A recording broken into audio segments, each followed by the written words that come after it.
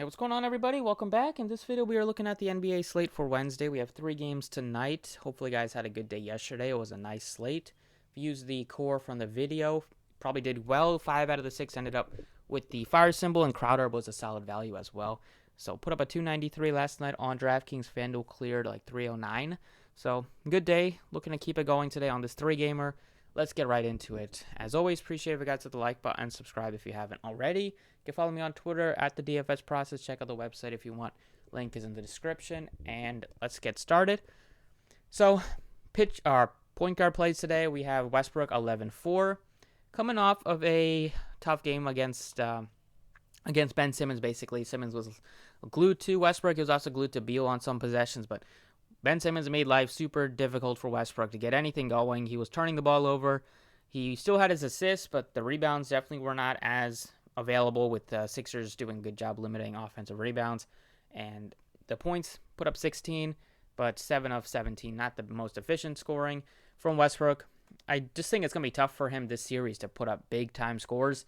Obviously, that could happen once or twice, but over if the series goes 5 or 6 games, I think most times Westbrook's going to be in the 40s or 50s or maybe low 60s. But 11-4, I'd rather go to like Trae Young, save almost $3,000, and go with a guy that is playing great basketball right now.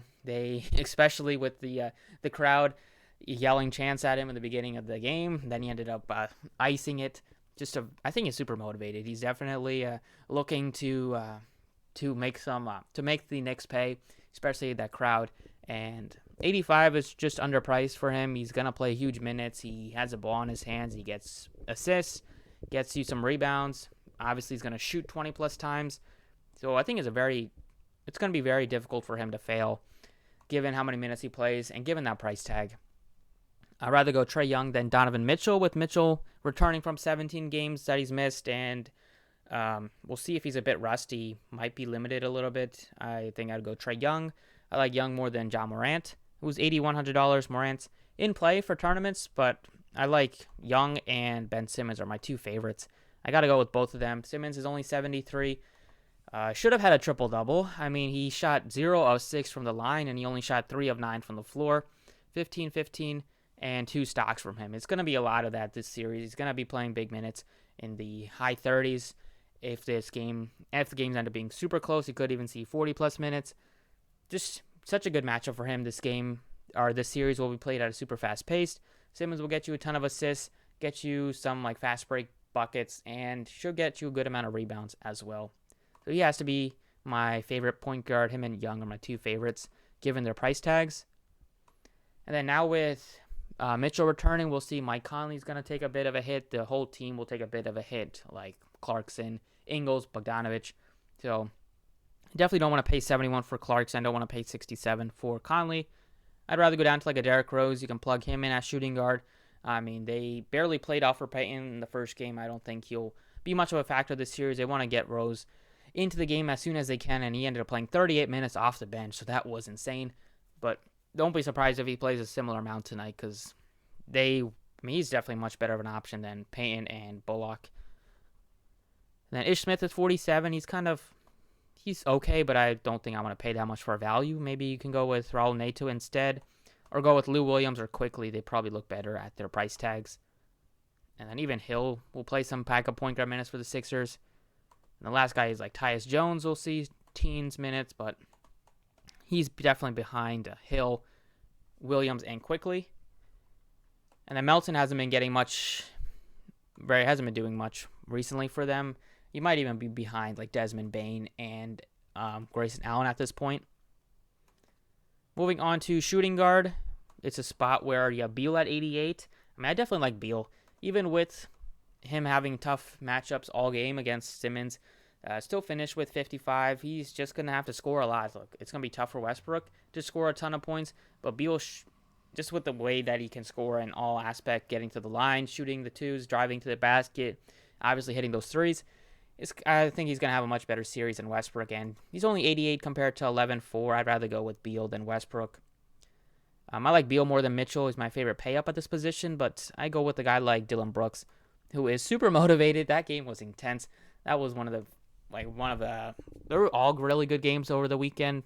That has to be one of the better games against the Jazz, that one, and then the Knicks game was great. But Brooks, he's been stepping up big time for them recently, getting them into the play-in scenario and then playing well in both of the play-in games, except for the Golden State one. He didn't shoot the ball well.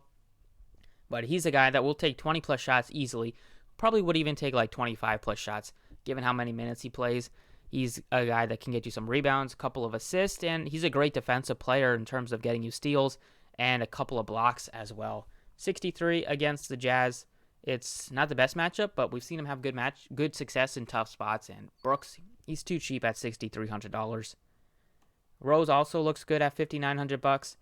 And then for value, it's basically like Grayson Allen maybe, or Desmond Bane, or even I guess I'd throw in Kevin Huerter at only $4,500. You could still go with Lou Williams or Quickly.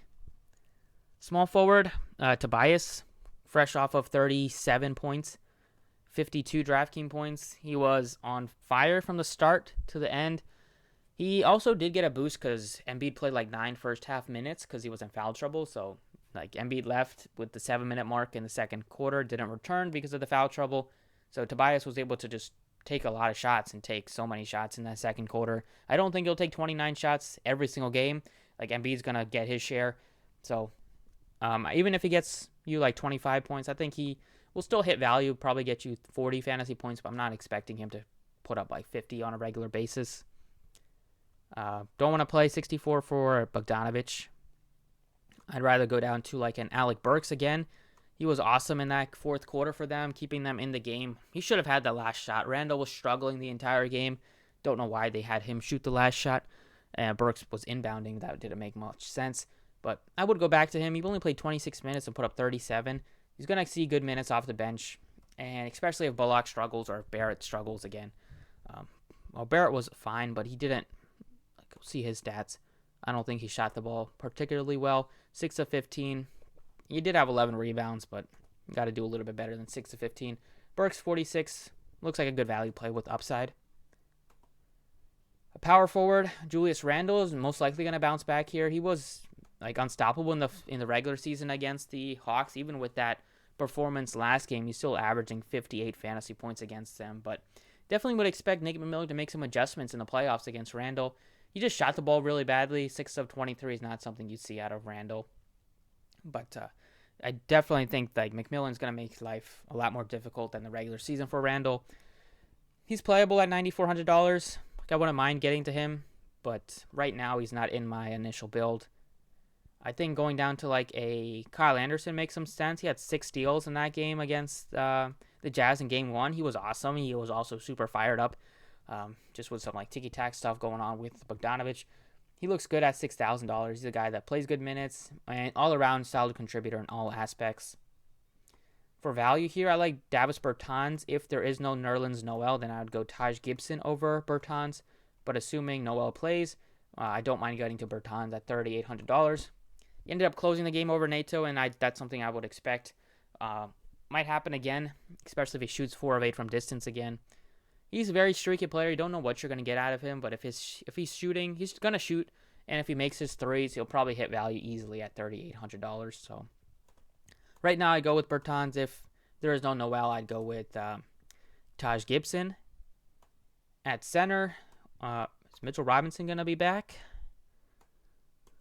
We'll see if he plays. I mean, if he plays, then don't really want to touch any of the centers. Maybe you could look to him if he's not on a limit. But speaking of center, it's going to be Embiid for me. I feel great about going right back to him. He just couldn't get it going in the first half because he was 3 fouls in 9 minutes. He had a huge second half, but still it was a little bit too late for him to hit value because you're going to need a superstar to play more than 29 minutes, play 30 minutes. Play more than that to hit value unless they go absolutely nuts, especially only having 6 rebounds and only 1 stock. I expect Embiid to do a lot better in this one. And I don't think they'll call... I mean, some of those fouls that they called him on were just so, like...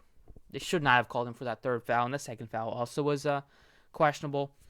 But I don't think he'll get into foul trouble again, and he'll be able to dominate the Wizards' front court like he has. In the regular season, he was great against them, averaging about like about 40, probably a little bit over 50 in those 3 meetings, if you take that 40-point outing into consideration. But 10-1 for Embiid. He's the best center to pay up for. based on price tag, is my favorite as well. Like you could go with Gobert or Valanciunas, but Valanciunas 8K, Gobert 77. Both guys are probably going to get doubles easily. I think like Valanciunas might be the better tournament option because Gobert might get more ownership. And then I don't want to use my center spot on guys like Hachimura or Howard or like Gafford. Gafford could be as a value option, but I'll probably plug him in at utility.